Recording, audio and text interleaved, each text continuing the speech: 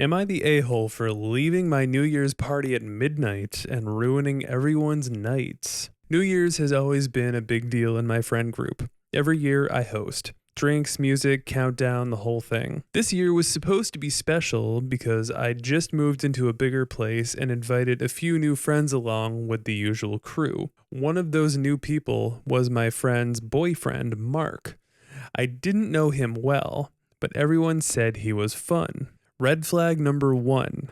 Mark showed up already drunk.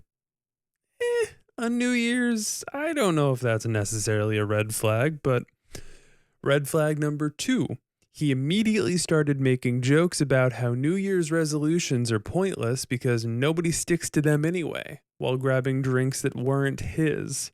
I mean, aside from grabbing other people's drinks, I don't know if I necessarily disagree. Just saying. I tried to ignore it. It's New Year's. People overdo it sometimes. As the night went on, Mark got louder.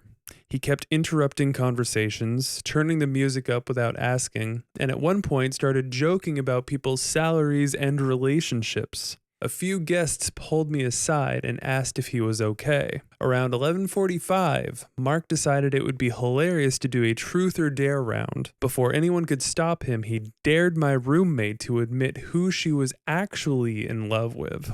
Things got awkward fast. I told Mark privately to chill or leave. He laughed and said, "Relax, it's New Year's, don't be so sensitive." Then came midnight. Instead of counting down, Mark grabbed the microphone I had set up and started giving an unsolicited speech about how this year is about cutting fake people out.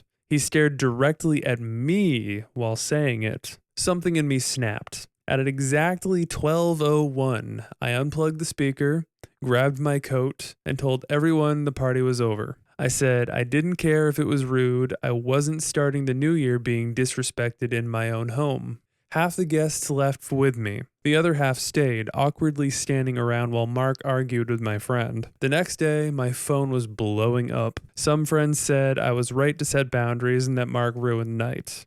Others said I overreacted and should have waited until the party ended instead of dramatically shutting down at midnight. Now my friend says Mark feels targeted and doesn't want to come to any future events if I'm there. I didn't plan to start the year with drama, but I also didn't plan to be disrespected. So am I the a-hole for ending my New Year's party right after midnight and ruining the night for everyone else? You know, I'm kind of getting the sense that a lot of the people in this friend circle are sort of quiet and reserved and not like overly rambunctious. And then Mark is the exact opposite. For him to show up having pre-gamed, I don't think is necessarily an immediate red flag. But if you're the quiet, reserved type, then I guess I could see why that could be a red flag. And then talking crap about how New Year's resolutions don't mean anything. I'll be honest with you, I don't know if I've ever stuck to any New Year's resolution I've ever set. I think if someone is going to have a New Year's resolution, they really need to mean it and not just use it as an excuse to say they're going to do something new in the new year and then forget about it in 2 weeks or a month. As far as boundaries are concerned, Mark was invited into this person's home and he was crossing the line. He was stealing people's drinks. He was making uncomfortable jokes.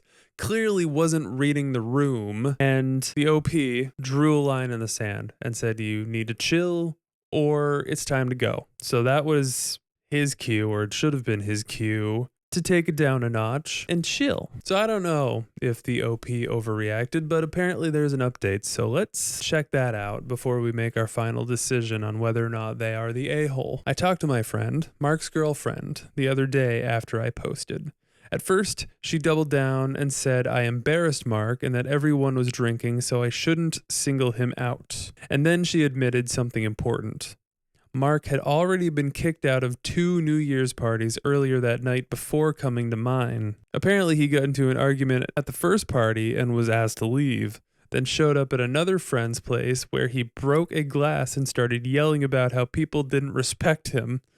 My party was stop number 3. That alone made me feel a lot better about my decision. But it gets worse. Several guests reached out privately and told me things I didn't know at the time. One friend said Mark cornered her in the kitchen and kept asking why she was still single and whether she was lonely on New Year's. Another said he made comments about her body and tried to hug her after she said no. I confronted my friend again with this info. She went quiet, and then she started crying. She admitted this wasn't the first time Mark had acted like this while drunk, and that she'd been hoping he'd grow out of it. As of now, she and Mark are taking space. She apologized to me for blaming me and said she wished she'd listened when I told him to chill. As for the friend group, the people who said I overreacted have since gone silent after hearing the full story. A few even apologized for putting the blame on me because I was the host. Mark texted me once saying I ruined this year before it even started. I didn't respond. Honestly, starting the new year by setting boundaries feels better than starting it by being a doormat. Thanks again. I'm done hosting New Year's parties for a while, but I don't regret how this one ended. You know, after hearing more of the story and things that we didn't hear the first time around, I'm definitely on the side of the OP because he was already making inappropriate comments about people's relationships and salaries. And then he was cornering girls and having uncomfortable conversation and just being a weirdo. And the fact that he has a girlfriend and he was like borderline flirting, coming on to some of these women and just making uncomfortable conversation says a lot about him. And I'm not surprised that they're taking space after that. I definitely don't blame the OP for wanting to take a break.